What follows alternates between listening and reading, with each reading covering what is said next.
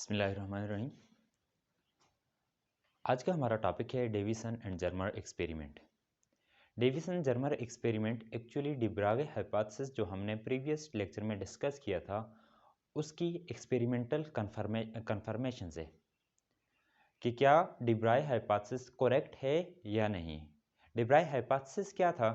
डिब्राए hypothesis हमारे पास ये था material particle display dual nature. जिस तरीके से हम लाइट की बात करते हैं तो लाइट के लिए हम कहते हैं कि लाइट की डुअल नेचर होती है। तो लुईस विक्टर डिब्राए ने यह कहा था कि जब लाइट की डुअल नेचर होगी तो फिर लाजमी ऐसा भी होना चाहिए कि पार्टिकल जो है उसकी भी डुअल नेचर होनी चाहिए। किस वजह से? क्योंकि मैस एनर्जी आपस में कन्वर्टेबल थे, इंटर कन्वर्टेबल थे।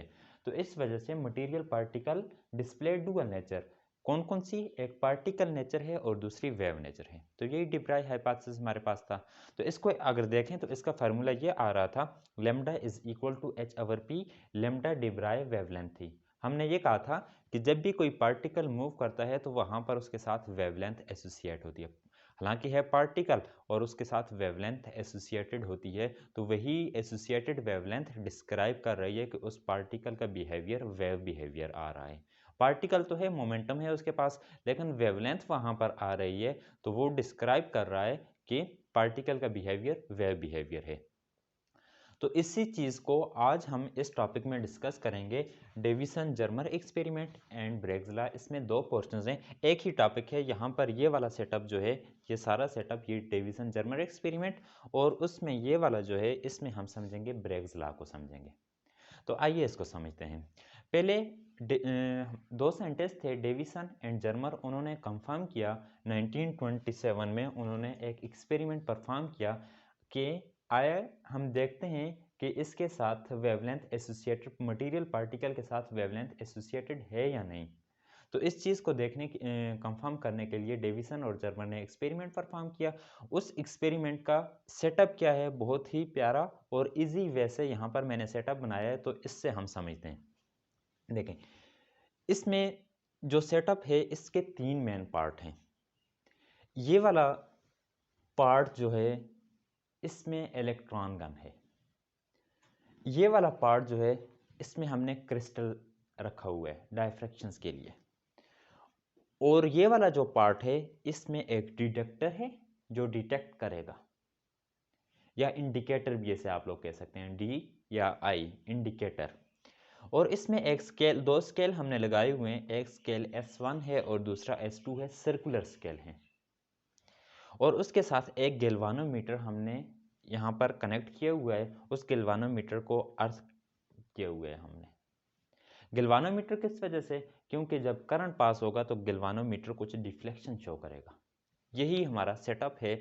इसी निकल क्रिस्टल को थोड़ा सा यहाँ पर एक्सप्लेन किया हुआ है, बाद में इसकी तरफ आएंगे, पहले हम इसे समझते हैं। अब हम इसे की तरफ ऐसे जाते हैं कि यहाँ पर बैटरी B1 और बैटरी B2 लगाई हुई हैं। दोनों बैटरीज में से ये वाली बैटरी B2 जो है इसका काम है पोटेंशियल डिफरेंस क्रिएट करवाना, और बैटरी B1 जो हमने यहाँ पर कनेक्ट की है उस बैटरी B1 का काम है फिलामेंट को हीट अप करना।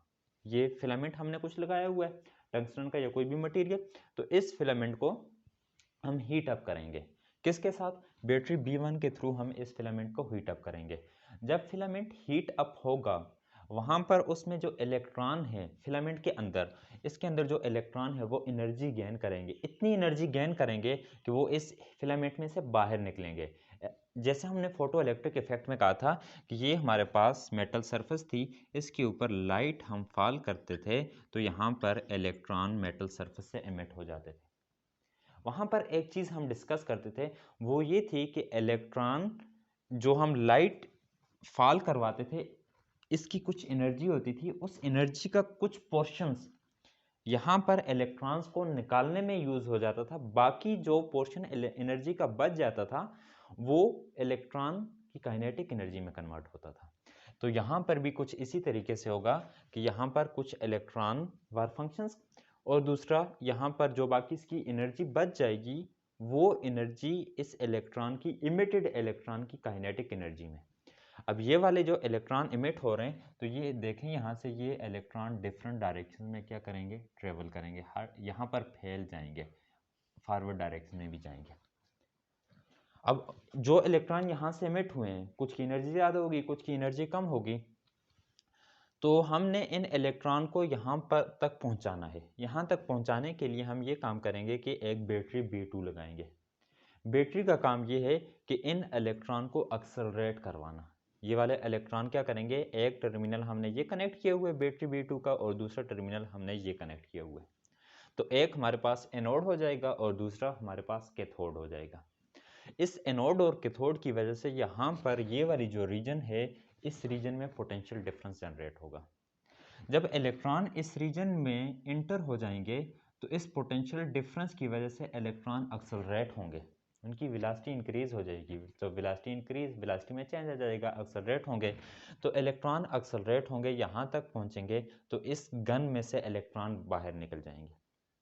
इसका एक और फ़ायदा है कि ये जो हमने लगाए हुए, इसे आप लोग ऐसे नाम दे दें, जी का नाम दें, जी ग्रिड के लिए। इलेक्ट्रॉन फैल रहे थे तो इलेक्ट्रॉन को हमने एक खास डायरेक्शन में भेजने के लिए एक ग्रिड्स लगा दिए। तो सिर्फ यही जहाँ पर हमारे पास इसके अपर्चर आ रहा है, इसका जो सुराख आ रहा है, तो उसमें से इलेक्ट्रॉन एक खास डायरेक्शन में आगे की तरफ ट्रेवल करेंगे। तो इसी तरीके से कैथोड और एनोड पोटेंशियल डिफरेंस जो आ रहा है, तो इस पोटेंशियल डिफरेंस में की वजह से इलेक्ट्रॉन एक्सेलरेट हो जाएंगे। अब इसका काम यहाँ तक ये हो गया कि इलेक्ट्रॉन एक्सेलरेट होकर यहाँ तक आ गए। इसकी जब हम बात करते हैं तो यहाँ पर ये निकल क्रिस्टल लगाया हुआ है।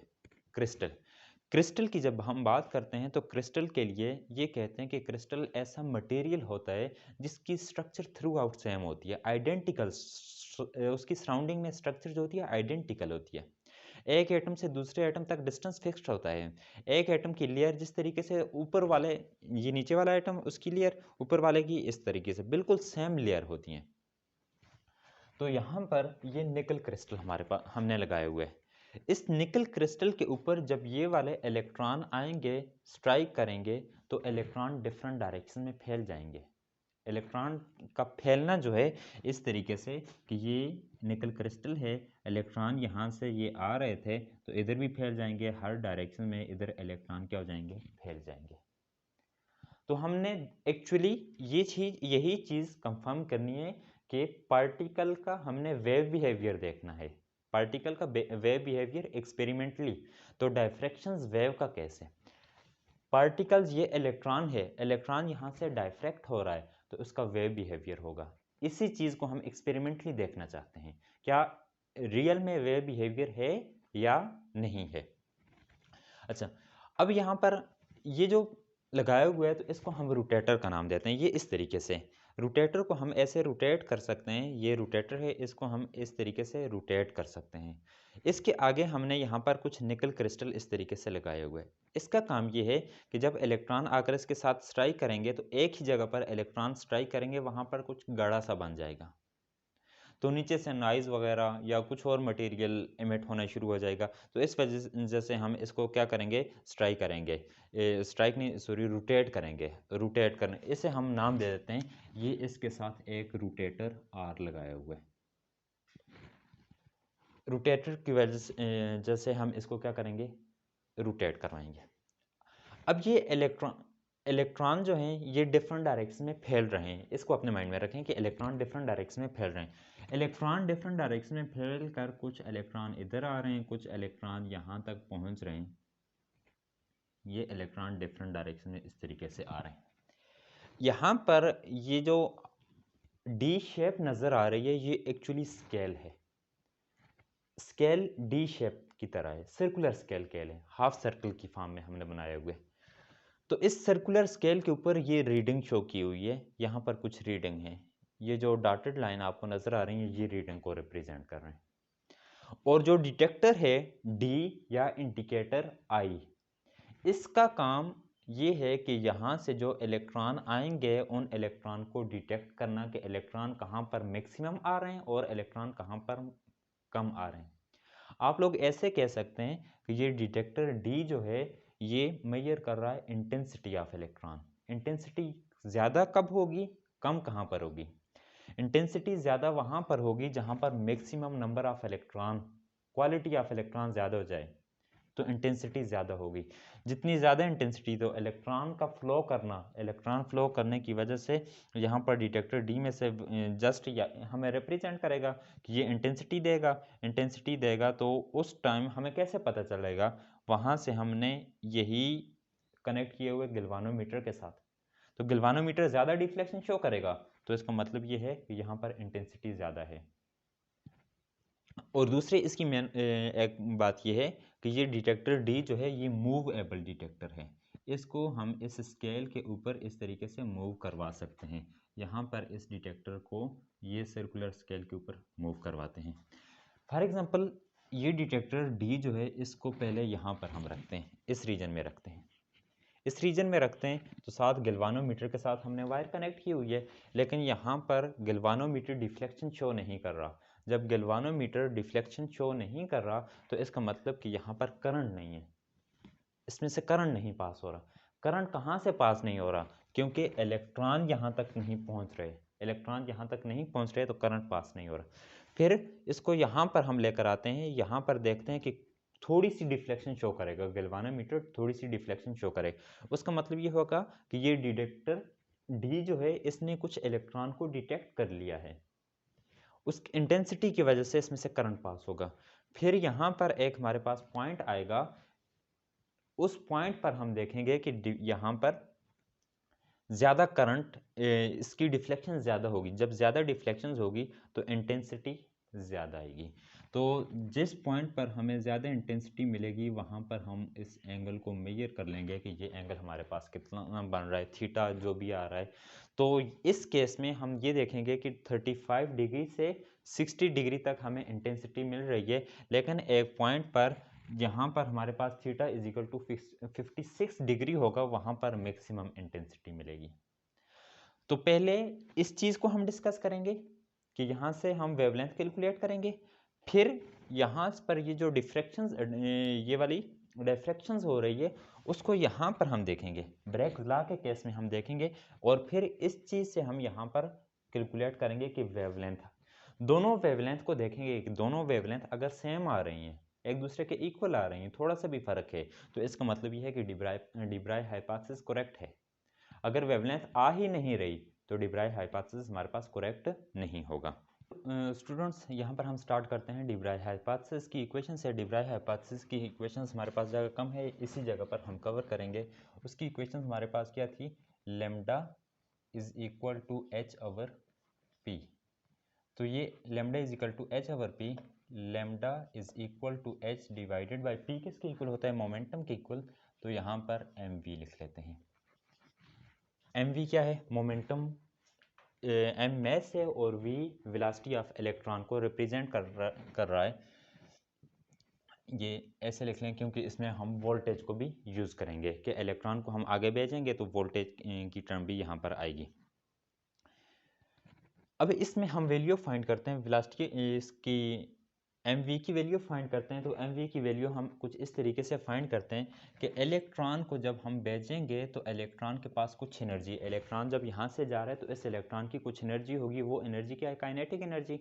तो एनर्जी ऑफ इलेक्ट्रॉन कितनी होगी? एनर्जी ऑफ इलेक्ट्रॉन कितनी एनर्जी के साथ वो मूव करेगा, तो उसकी एनर्जी जो होगी तो वो वी नॉट ई के इक्वल होगी। इस तरीके से हम इसकी इलेक्ट्रॉन की एनर्जी लिखेंगे। तो वो इलेक्ट्रॉन की एनर्जी ऐसे आएगी, वी, ये वाला वी जो है ये पोटेंशियल डिफरेंस के लिए, और दूसरा हमें पता है काइनेटिक एनर्जी ऑफ इलेक्ट्रॉन किसके इक्वल होती है? हाफ एम वी स्क्वायर के इक्वल होती है। Kinetic energy of electron half m v square के इक्वल होती है। ये वी वेलोसिटी को रिप्रेजेंट करते हैं। इसको ऐसे करके लिख लें ताकि क्लियर रहे। तो इसके साथ मल्टीप्लाई कर लें, 2E is equal to m v square. इधर भी हम मल्टीप्लाई करते हैं, इस साइड भी हम मल्टीप्लाई कर लें, तो ये आपके पास ऐसे आ जाएगा 2ME is equal to m v whole square बन जाएगा। दोनों साइड हम मल्टीप्लाई कर लें, उसके बाद स्क्वायर रूट ले लें। स्क्वायर रूट लेने से m v is equal to square root of 2M into e. ये एम वी इसकी वैल्यू जो हमारे पास आ रही है 2M into square root of e, इसकी वैल्यू आ रही है। इस वैल्यू को हम ऊपर इस इक्वेशन में पुट कर लेते हैं। ये वाली इक्वेशंस जो आ रही है यहाँ पर पुट कर लें इक्वेशंस 1 में। तो equations 1 implies that lambda is equal to h divided by m v. तो एम वी की वैल्यू ये वाली वैल्यू पुट करें 2 m e, so that lambda is equal to h divided by h Planck constant है square root of 2 m e. तो e की value हमारे पास क्या है वी पोटेंशियल्स है और ई इलेक्ट्रॉन का चार्ज है। ये वाली इक्वेशंस हम आगे यूज़ करेंगे। तो इसी में इसको मिटा देता हूँ, सिर्फ ये वाली जो इक्वेशंस आ रही है इस इक्वेशंस को यहाँ पर लिखते हैं, फिर देखते हैं कि कितना जो वोल्टेज हमने दिया हुआ उस सारे वोल्टेज वगैरह को लेकर उसकी वैल्यू वोल्टेज की कितनी दी हुई है, इलेक्ट्रॉन का चार्ज लिखेंगे, मास ऑफ इलेक्ट्रॉन, जो वैल्यू हमारे पास आएगी उसी वैल्यू से हम ये देखेंगे कि कुछ वेवलेंथ आ रही है या नहीं आ रही। फिर उसी को सेटिस्फाई करने के लिए कि वो करेक्ट है या नहीं, तो यहाँ पर इस चीज़ को हम देखेंगे, ब्रेग्स लॉ की तरफ जाएंगे। ये हमारे पास फार्मूला है जो हमने भी ड्राइव किया, उसको मैंने यहाँ पर लिख लिया, lambda is equal to h over square root of 2 m e v. इसमें हम क्या करते हैं, यहाँ पर वैल्यू पुट करते हैं। H Planck constant 6.625 × 10⁻34 joule into second, m mass of electron 9.1 × 10⁻31 kg, volt कौन सा, ये वाला वोल्ट जिससे हम इलेक्ट्रॉन को एक्सेलरेट करवा सकते हैं, ये करवा रहे थे 54 वोल्ट्स, और इलेक्ट्रॉन चार्ज ऑफ इलेक्ट्रॉन कितना आ रहा है। तो ये वाली सारी वैल्यू इस फार्मूले में हम पुट करते हैं, तो ये बन जाएगा lambda is equal to h 6.625 into 10⁻34 joule into second square root 2 multiply by mass of electron 9.1 into 10⁻31 kg into electron का चार्ज 1.6 10⁻19 कूलम्स, और साथ मास ऑफ इलेक्ट्रॉन, ये इलेक्ट्रॉन का चार्ज, और वोल्ट तो 54 वोल्ट्स। ये सारे यूनिट्स वगैरह जो हैं कैंसिल हो जाएंगे, आखिर में हमारे पास जो यूनिट्स बचेगा वो क्योंकि वेवलेंथ आ रही है तो वेवलेंथ का ही यूनिट बचेगा। इसको हम सिंप्लीफाई करते हैं, तो सिंप्लीफाई करने से इसका जो हमारे पास आंसर आएगा वो इस तरीके से होगा, लैम्डा इज इक्वल टू 1.66, इसको सिंप्लीफाई कर रहे हैं तो आपके पास ये आंसर आएगा 1.66 into 10⁻10 metre. So lambda is equal to 1.66 10⁻10 metre जो होता है ये हमारे पास एंगस्ट्रॉम के इक्वल है। ये हमारे पास एक रिलेशंस आए, तो इसका मतलब ये है, देखें अभी हमने डायफ्रैक्शंस की किसी जगह बात ही नहीं की, हमने ये कहा एक डिब्रागले हाइपोथेसिस का फार्मूला यूज़ किया है, कौन सा, lambda is equal to h over p, ये फार्मूला यूज़ किया था। उसमें जो वैल्यू आ रही थी वो वाली वैल्यू हमने पुट की है, तो डिब्राइव वेवलेंथ हमें मिल रही थी lambda is equal to 1.66 into 10⁻10 metre या एंगस्ट्रॉम। तो हम ये कहते हैं कि जब इलेक्ट्रॉन पार्टिकल था तो उस पार्टिकल के साथ वेवलेंथ एसोसिएटेड है, कितनी वेवलेंथ एसोसिएटेड है, ये वाली वेवलेंथ। अब इस वैल्यू को यहाँ पर ये जो कैलकुलेशंस की जैसे अपने पास नोट कर लें, यहाँ से इसे रब करते हैं, उसके बाद ब्रेग्स लॉ की तरफ आते हैं कि ब्रेग्स लॉ में जो डायफ्रैक्शन यहाँ पर हो रही थी उस डायफ्रैक्शन से उसकी कुछ वैल्यू आ रही है या नहीं, दोनों वैल्यू अगर मैच कर जाती हैं तो it's means that Davisson Germer experiment correct, de Broglie hypothesis correct है। अच्छा, इसे ना भी करें तो फिर भी करेक्ट हो रहा है, क्योंकि डिब्राई ने ये कहा था जब पार्टिकल मूव करता है तो वेवलेंथ एसोसिएटेड होगी, तो पार्टिकल इलेक्ट्रॉन मूव कर रहा था तो उसके साथ क्या है, वेवलेंथ एसोसिएटेड। तो पार्टिकल का बिहेवियर कौन सा है, वे बिहेवियर यहाँ पर शो हो रहा है। अब हम इसकी बात करते हैं, जो वैल्यू हमारे पास आई है उस वैल्यू को हम यहाँ पर लिखते हैं,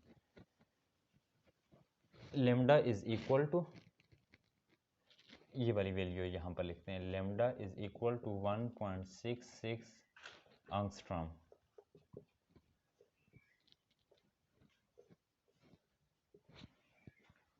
इसकी तरफ देखें, यहाँ से हम क्या कर रहे हैं, इलेक्ट्रॉन को भेज रहे हैं, ये सोर्स ऑफ इलेक्ट्रॉन है, इलेक्ट्रॉन गन, ये इलेक्ट्रॉन का सोर्स है, electron source, number of electron जा रहे हैं, ये इलेक्ट्रॉन नंबर ऑफ इलेक्ट्रॉन जा रहे हैं, ये जो डॉटेड लाइन आपको नज़र आ रही है ना, ये डॉटेड, ये वाली डॉटेड लाइन, ये क्रिस्टल हमने लिए हुए है। कौन सा? यही वाला क्रिस्टल लिए हुए है। इसी को थोड़ा सा एक्सप्लेन करते हैं। इस क्रिस्टल में इस तरीके से एटम्स होंगे, अभी डिस्कस किया है कि इसकी स्ट्रक्चर जो होगी थ्रू आउट सेम होगी। ये लाइट जो है, लाइट इसके ऊपर हम ऐसे सॉरी लाइट नहीं, इलेक्ट्रॉन, इन इलेक्ट्रॉन को ऐसे फॉल करवाते हैं तो ये इलेक्ट्रॉन ऐसे स्कैटर्ड हो जाते हैं, डाइफ्रैक्ट हो जाते हैं। तो यहाँ पर कुछ इस तरीके से, तो ये इलेक्ट्रॉन का बीम 1 है, आई इसे फर्स्ट और ये सेकंड है, दो इलेक्ट्रॉन के बीम लेते हैं। अब देखते हैं कि ये जो डॉटेड लाइन है ये एटम को रिप्रेजेंट कर रहा है, और एक और चीज़, इन एटम्स के दरमियान जो डिस्टेंस है, ये वाले जो एटम्स जो आ रहे हैं इनके दरमियान जो डिस्टेंस होता है उसको हम डी से रिप्रेजेंट करते हैं। एटम्स के दरमियान जो डिस्टेंस होगा उसे हम डी से रिप्रेजेंट करते हैं। इस डी को आप लोग यहाँ पर स्पेस लेटिस का नाम भी दे सकते हैं। ये डी जो होता है स्पेस लेटिस, दो एटम के दरमियान जो डिस्टेंस होता है ये वो है डी। सॉलिड स्टेट फिजिक्स में से हम डिस्कस करते हैं। इधर भी अगर डी देखें तो इस साइड भी देखें तो दो एटम्स के दरमियान डिस्टेंस जो होगा उसे हम डी से रिप्रेजेंट करते हैं, डी स्पेस लेटिस। अब यहाँ पर ये आप लोग देखें तो दोनों इलेक्ट्रॉन, ये वाला इलेक्ट्रॉन्स बीम और ये वाला इलेक्ट्रॉन बीम एक ही सोर्स से एमिट हो रहे हैं। तो ये देखें कि ये वाला इलेक्ट्रॉन बीम जो आ रहा है ऐसे आ रहा है, ये इलेक्ट्रॉन बीम ऐसे आ रहा है, ये एक प्लेन आ रही है, ये एटम्स की एक प्लेन आ रही है, ये नीचे वाली दूसरी, ये तीसरी। ये इलेक्ट्रॉन बीम इस तरीके से आ रहा था, ये एटम्स इसके साथ ऐसे स्ट्राइक किया, स्ट्राइक करने के बाद ये स्कैटर्ड हो गया। तो ये इलेक्ट्रॉन बीम ऐसे स्कैटर्ड हो गया, कुछ एंगल बना रहा था, एंगल थीटा। तो जितने एंगल के साथ इंसिडेंट हुआ था उतने ही एंगल के साथ ये स्कैटर्ड हुआ है या रिफ्लेक्ट हो गया है, चलें रिफ्लेक्ट हो गया। ये आगे देखें, इलेक्ट्रॉन बीम आ रहा था, निकल क्रिस्टल के ऊपर स्ट्राइक हुआ, इलेक्ट्रॉन बीम डिटेक्टर, तो ये डिटेक्टर है ये डी,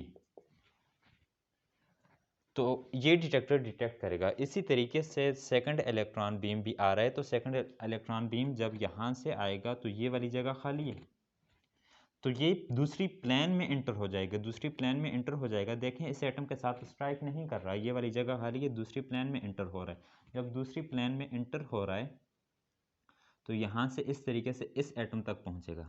इसी तरीके से तीसरा इलेक्ट्रॉन बीम देखें तो यहाँ पर इस तरीके से आएगा। हम सिर्फ दो ही देख रहे हैं। तो ये वाला इलेक्ट्रॉन बीम भी यहाँ पर क्या हो जाएगा, स्कैटर्ड हो जाएगा जी। ये भी यहाँ पर इस तरीके से स्कैटर्ड, जितना एंगल बना रहा था तो उतने ही एंगल के साथ ये स्कैटर्ड हो गया है या रिफ्लेक्ट हो गया है।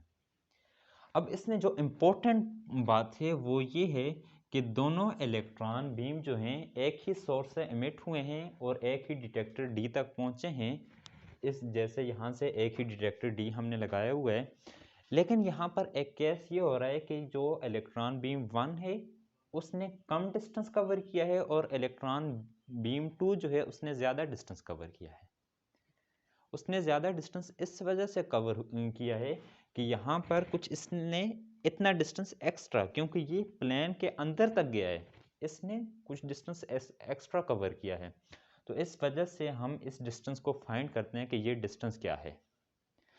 इसका फार्मूला हम ड्राइव करेंगे, उससे फिर हम देखेंगे हमारा एक्चुअल मेन थीम्स या मेन मकसद हमारा इस चीज़ को समझना नहीं है, हमारा यहाँ पर डायफ्रैक्शंस है उसको समझना है कि पार्टिकल डायफ्रैक्ट हो रहा है या नहीं हो रहा है, तो वेव नेचर है।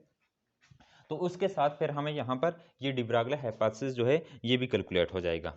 तो ऐसे देखें, ये वाला डिस्टेंस जो आ रहा है एटम्स के दरमियान डिस्टेंस डी, तो इसका मतलब ये है कि ये वाला डिस्टेंस जो हमें मिल रहा है दो एटम्स के दरमियान ये डी है, ये एटम का दरमियानी डिस्टेंस।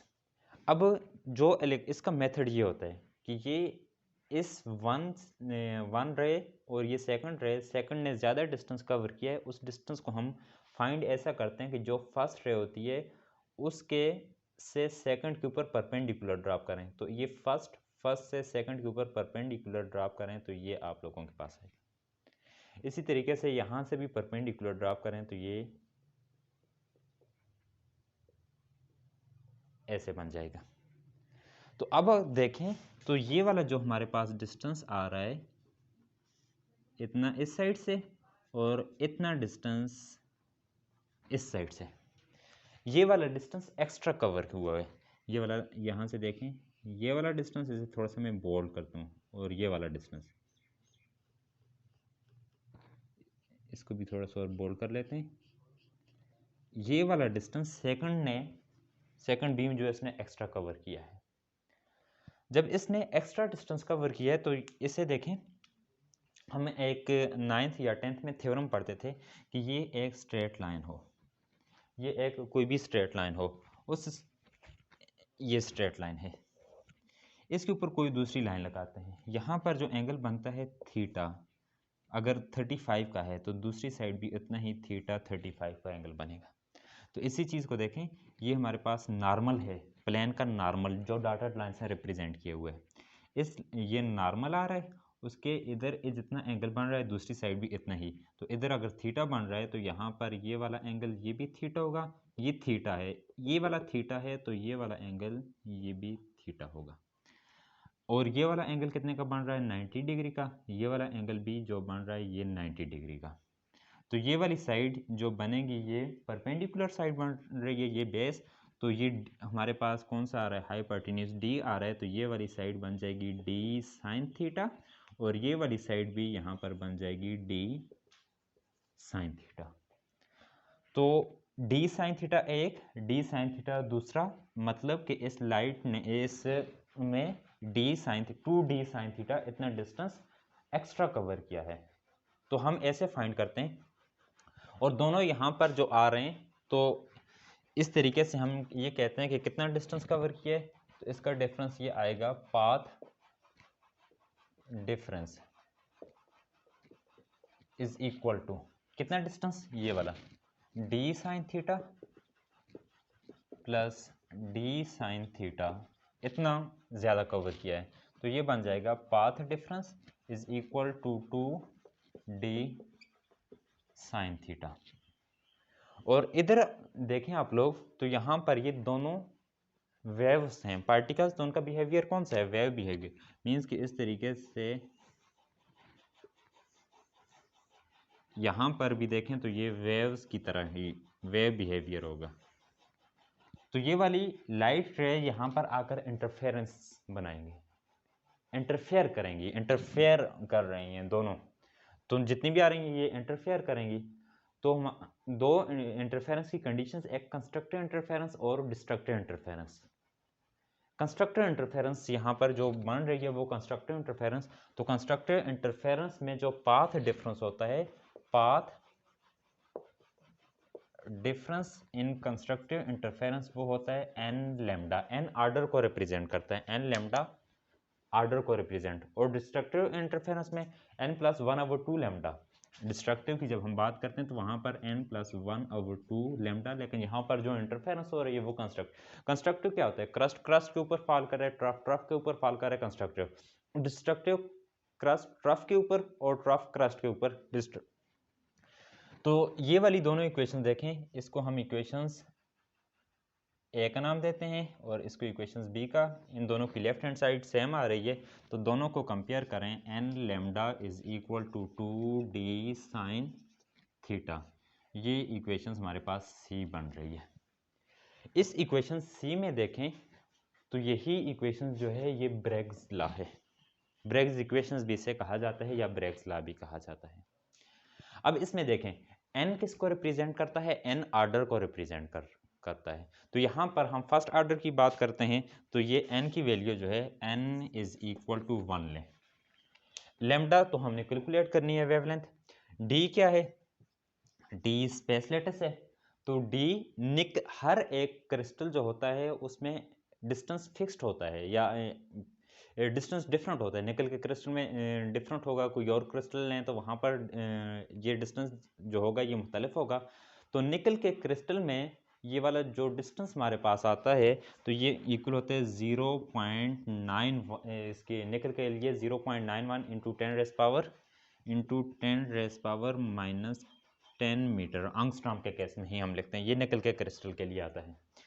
और यहाँ पर जो डिफ्लेक्शंस हो रही है, ये डिफ्लेक्शंस कितने पर हमें मिला था? ये 65 डिग्री पर थीटा। तो theta is equal to 65 degree means maximum intensity जो मिल रही थी तो वो जितने एंगल पर मिल रही थी, ये वाला एंगल 65 डिग्री के ऊपर हमें मैक्सिमम इंटेंसिटी मिल रही थी।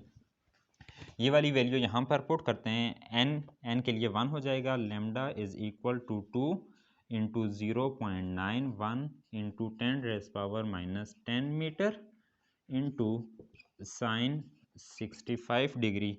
इसको जब हम सॉल्व करते हैं, ये वाली जो इक्वेशन सॉल्व करेंगे तो ये हमारे पास आ जाएगा lambda is equal to 1.65 into 10⁻⁻10 metre, so that lambda is equal to, इसकी जो वैल्यू होगी तो 1.65 एंगस्ट्रॉम। यहाँ से हमें वेवलेंथ की वैल्यू मिल रही है ब्रेग्स लॉ से, और ये दो वैल्यू हमें मिली है, दोनों को मैं लिखता हूँ। एक थी lambda is equal to 1.66 angstrom, ये वैल्यू हमें कहाँ पर से मिली है, जब हमने पुट किया lambda is equal to h divided by p put किया था, h डिवाइडेड बाई पी इसमें वैल्यू पुट की थी। और ये वाली वैल्यू हमें मिली है lambda is equal to 1.65 angstrom, तो ये वाली वैल्यू जब हमने ब्रेग्स लॉ यूज़ किया था, n lambda is equal to 2d sine theta. अब इसको समरी या इसका कंक्लूजन देखें तो इसका कंक्लूजन ये है कि डिब्राय ने कहा था कि जब पार्टिकल मूव करता है तो उसका बिहेवियर वेव बिहेवियर होता है। ठीक है, पार्टिकल मूव कर रहा था, वेवलेंथ एसोसिएटेड थी, उसका बिहेवियर वेव बिहेवियर है। फिर हमने ये कहा कि ये भी देखते हैं कि पार्टिकल डायफ्रैक्ट भी हुआ है यहाँ पर, तो ये पार्टिकल डायफ्रैक्ट हुआ है। जो जब पार्टिकल डायफ्रैक्ट हुआ है तो ब्रेग्स लॉ को, ब्रेग्स कंडीशंस को यूज़ की, तो ये ब्रेग्स कंडीशन यूज़ की, n lambda is equal to 2d sine theta, तो lambda is equal to 1.65 angstrom.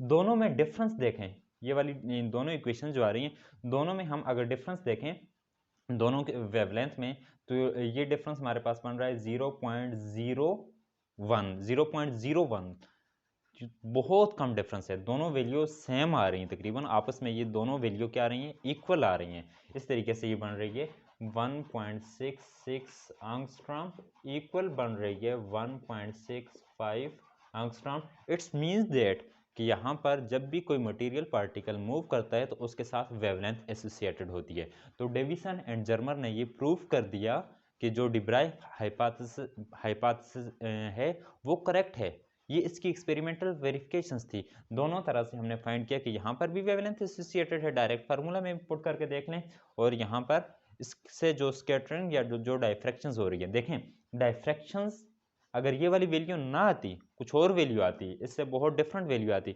इसका मतलब डायफ्रैक्शंस नहीं हुई थी, लेकिन दोनों वैल्यू मैच कर रही हैं, तो इसका मतलब डायफ्रैक्शंस हुई है। तो पार्टिकल का बिहेवियर, पार्टिकल ने डायफ्रैक्शंस की, तो एक्चुअली पार्टिकल डायफ्रैक्शंस नहीं करता, एक्चुअली वेव डायफ्रैक्शंस करती है। तो इलेक्ट्रॉन ने डायफ्रैक्शन शो की, तो इलेक्ट्रॉन का बिहेवियर वेव था, इलेक्ट्रॉन का बिहेवियर वेव था, तब डायफ्रैक्शन शो हुई है। तो उसी तरीके से इलेक्ट्रॉन मूव कर रहा था, तो वेवलेंथ एसोसिएटेड, तो फिर भी वेव बिहेवियर है। तो डिब्राय हाइपोथेसिस इट्स मींस दैट कि करेक्ट है, और बहुत ही इंटरेस्टिंग और इजी टॉपिक है। एक ही पॉइंट है इसमें, देखें जब हम बात करते हैं कि लाइट की डुअल नेचर, लाइट की डुअल नेचर पार्टिकल नेचर और वेव नेचर है, किस वजह से, कि इसका मतलब है कि लाइट के जो फोटॉन हैं उनके पास कुछ ना कुछ मोमेंटम है, तो उसकी डुअल नेचर है। तो लुइस विक्टर डिब्राय ने ये कहा था कि जब लाइट ये हैसियत रखती है तो फिर पार्टिकल को भी ये हैसियत रखनी चाहिए, उसकी करैक्टरिस्टिक ये होनी चाहिए कि पार्टिकल की भी दोनों प्रॉपर्टीज़ होनी चाहिए, लाइट इसकी वेव और दूसरा पार्टिकल्स। तो ये ही चीज़ कंफर्म हो गई है। आई होप कि आज का टॉपिक डिब्राय हाइपोथेसिस की जो एक्सपेरिमेंटल वेरिफिकेशंस है ये आप लोगों को समझ आया होगा, और नेक्स्ट इसी को हम डिस्कस करेंगे, डिब्राय हाइपोथेसिस की एक्सपेरिमेंटल वेरिफिकेशंस जो है वो जीपी थॉम्सन एक्सपेरिमेंट से, वहाँ पर भी देखेंगे कि ये डायफ्रैक्शन शो करेगा, तो इट्स मीन्स दैट कि डिब्राय हाइपोथेसिस करेक्ट है।